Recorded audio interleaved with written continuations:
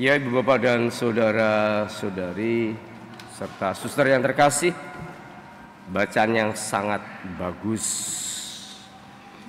Saya kira judul perikomnya adalah orang Samaria yang baik hati, The Good Samaritan. Ya.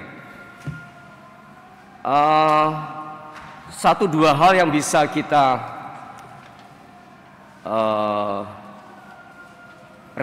renungkan dari bacaan tentang kisah orang Samaria yang baik hati. Ya, sebagai informasi kita tahu sekali lagi, orang Samaria ya di hadapan orang Yahudi adalah orang yang hidup keagamaannya ya kuranglah, kata demikian ya. Karena kenapa ya? Karena orang Samaria kan memang asal mulanya juga saya kira orang Israel, tapi sudah bercampur kawin mawin dengan orang di luar Israel selama pembuangan ya, sehingga ya itu bagi kaum Yahudi mungkin ya bisa dikatakan kaum Yahudi ortodoks itu maksudnya lurus itu ya.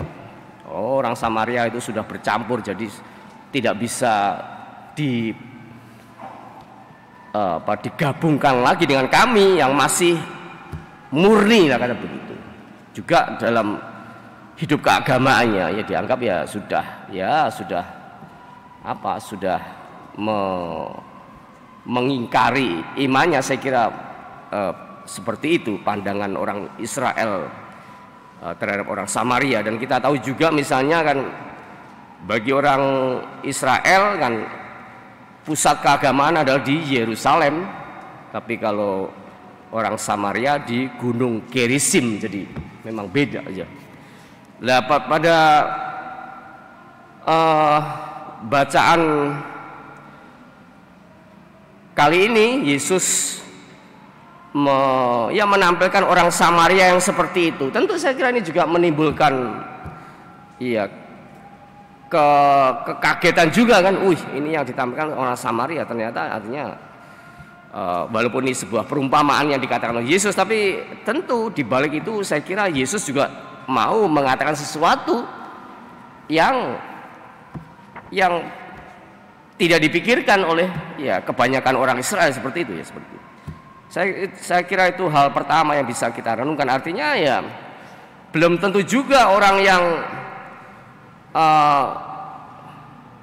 dianggap katakanlah dianggap oleh masyarakat sebagai kaum yang hidup keagamanya juga ya biasa-biasa saja, bahkan hidup keagamanya tidak terlalu mencolok, itu tidak berkenan di hadapan Allah ya. Bisa saja kita kemudian menjadikan hal tersebut renungan kita, refleksi kita seperti itu. Artinya ya jangan kita sombong atau arogan manakala kita merasa bahwa kita orang beragama yang taat, yang rajin ke tempat ibadat ya. Saya kira itu belum tentulah. Saya kira ibu bapak saudara-saudara bisa melihat dan pernah mengalami, belum tentulah ya artinya. Karena kadang-kadang kehidupan itu kan bergerak dalam dimensi yang macam-macam ya. Belum tentu kadang-kadang orang, kalau kita melihat kadang-kadang orang beragama juga kadang-kadang juga banyak memberikan masalah juga dalam masyarakat kita. Hal yang kedua saya kira tentang tadi percakapan antara Yesus dan ahli Taurat. Tadi dikatakan di awal bahwa ahli Taurat tersebut memang hendak mencoba Yesus. Jadi saya kira hendak mungkin ya mengetes lah sejauh mana kedalaman pemahaman Yesus sebagai seorang pengajar juga. Pengajar yang saya kira Yesus tidak termasuk kelompok pengajar seperti halnya ya ahli Taurat atau guru-guru Yahudi pada umumnya ya. Karena Yesus kan kita pernah mendengar Yesus itu kan sepertinya orang yang lepas bebas gitu kan, dia berkeliling ke kampung-kampung, ke desa-desa untuk mengajar, berbuat baik seperti itu. Jadi saya kira motif dari ahli Taurat tersebut adalah untuk mencoba Yesus. Lalu pertanyaan adalah apa yang harus aku lakukan untuk memperoleh hidup yang kekal, ya kan? Lalu Yesus balik pertanyaan, lah kamu sebagai pengajar apa yang Anda lihat yang ditulis dalam hukum Taurat ya.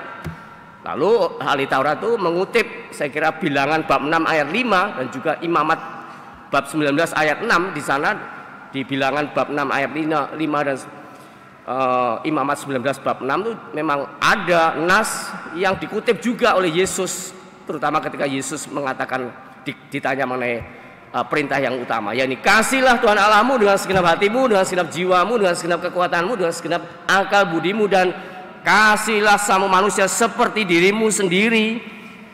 Lalu Yesus menimpali jawaban dari ahli Taurat itu dengan mengatakan, jawabmu itu benar ya. Ya udah, lakukanlah, just do it, lakukan. Maka engkau akan hidup.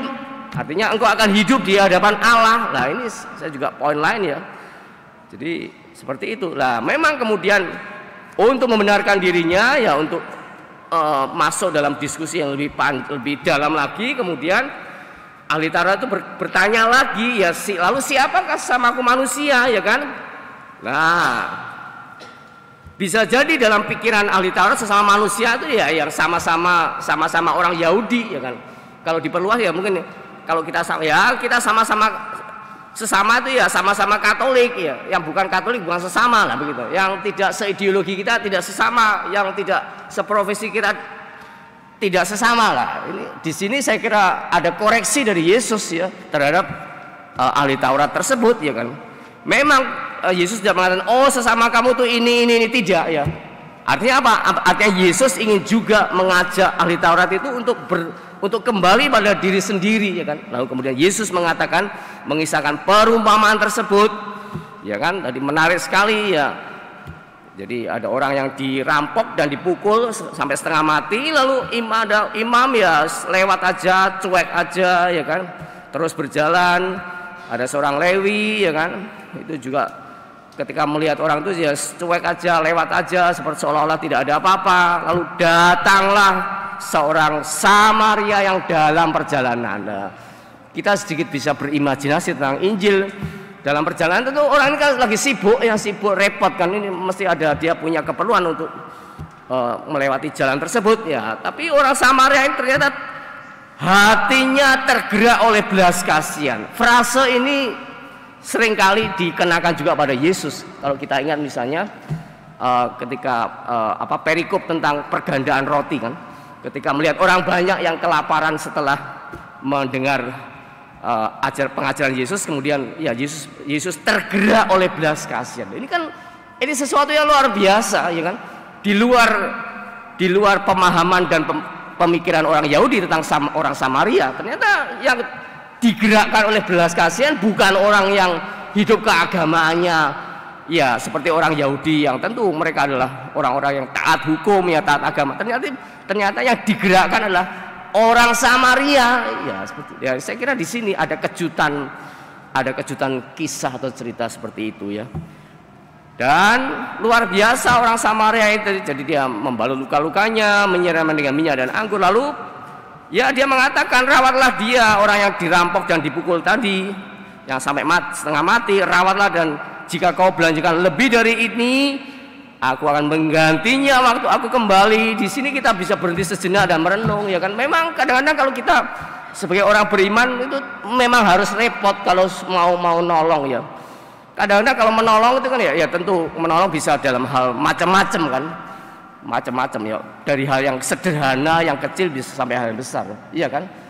Kita mesti repot kan, sudah ditolong kadang-kadang masih membuat masalah baru atau menggulirkan masalah yang baru lah, seperti ini. Nah, ini kan juga spiritualitas yang bisa kita coba pelajari, kita pahami dan kita lakukan ya.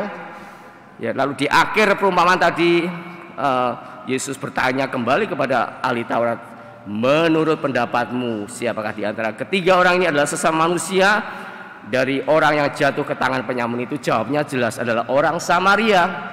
Ya, Yesus mengatakan atau ahli Taurat itu mengatakan atau menjawab, orang yang telah menunjukkan belas kasihan kepadanya. Artinya Yesus ingin ya, kalau kita mau cari relevansi dari bacaan ini, Yesus ingin mengembalikan pertanyaan dari ahli Taurat, bagaimana apa yang harus dilakukan untuk memperoleh hidup yang kekal? Ya, kepada diri kita masing-masing ya. Artinya apa? Mari kita menjadi sesama bagi mereka. Ya, begitu ya. Menjadi sesama bagi mereka artinya kita juga menyadari, memahami bahwa orang lain itu juga memerlukan selamat, orang lain itu juga merindukan keselamatan, orang lain itu juga ingin diselamatkan. Nah, kalau kita bertitik tolak, kalau kita mempunyai sikap seperti itu, maka kita akan mencoba menjadikan diri kita sebagai sarana agar orang lain pun juga mengalami kebaikan, kerahiman Allah. Nah, itu kita bisa lakukan dengan apa yang ada dalam diri kita, ya lewat profesi kita, lewat apa yang kita punya, lewat pengaruh kita dan lainnya dan lain seterusnya. Saya kira ini menjadi sesuatu perenungan dan refleksi yang bagus sekali. Maka mari seperti tadi dikatakan dalam akhir Injil, pergilah dan lakukanlah demikian. Ya sudah, saya kira ibu bapak dan saudara-saudara terkasih pasti sudah melakukan hal seperti ini. Tapi ya terus melakukannya, walaupun kadang-kadang melakukan kebaikan itu tidak serta-merta berbalas dengan sukacita atau tidak selalu berbalas dengan ucapan terima kasih, tapi malah sebaliknya. Tapi ya inilah, kita ingin terus menjadi sesama bagi orang lain dan ini tidak mudah. Maka mari kita mohon Roh Kudus, kita mohon hikmat ilahi agar kita dimampukan dengan seluruh hidup kita menjadi sesama bagi orang lain, sehingga hidup kita menjadi sarana orang lain mengalami kebaikan dan kerahiman Allah. Kita bangkit berdiri, kita nyatakan iman kepercayaan kita.